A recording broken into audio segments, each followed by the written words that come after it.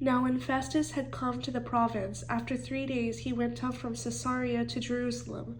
Then the high priest and the chief men of the Jews informed him against Paul, and they petitioned him, asking a favor against him, that he would summon him to Jerusalem, while they lay in ambush along the road to kill him.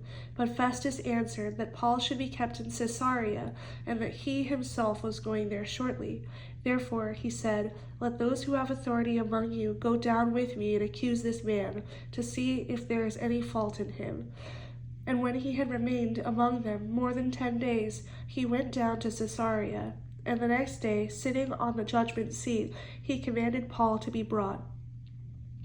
When he had come, the Jews who had come from Jerusalem stood about and laid many serious complaints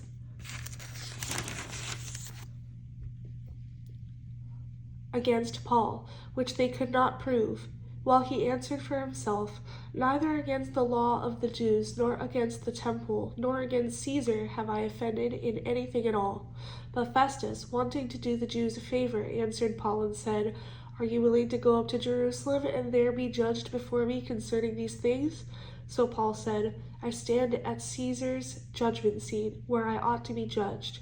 To the Jews I have done no wrong, as you very well know, for I am an offender. For if I am an offender, or have committed anything deserving of death, I do not object to dying. But if there is nothing in these things of which these men accuse me, no one can deliver me to them. I appeal to Caesar." Then Festus, when he had conferred with the council, answered, "You have appealed to Caesar? To Caesar you shall go." And after some days, King Agrippa and Bernice came to Caesarea to greet Festus.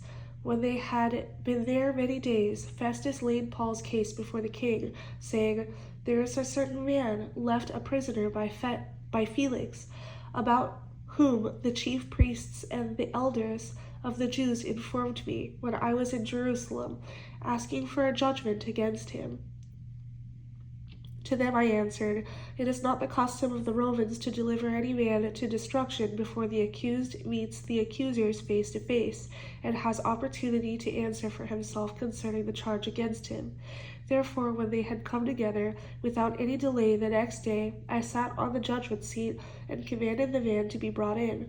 When the accusers stood up, they brought no accusation against him of such things as I supposed, but had some questions against him about their own religion and about a certain Jesus who had died, whom Paul affirmed to be alive.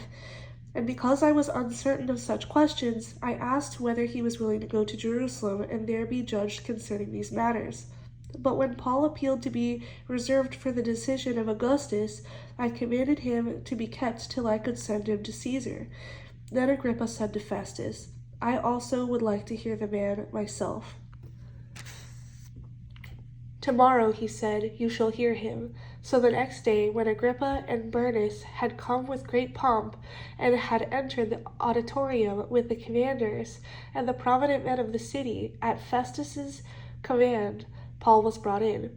And Festus said, "King Agrippa, and all the men who are here present with us, you see this man, about whom the whole assembly of the Jews petitioned me, both at Jerusalem and here, crying out that he was not fit to live any longer.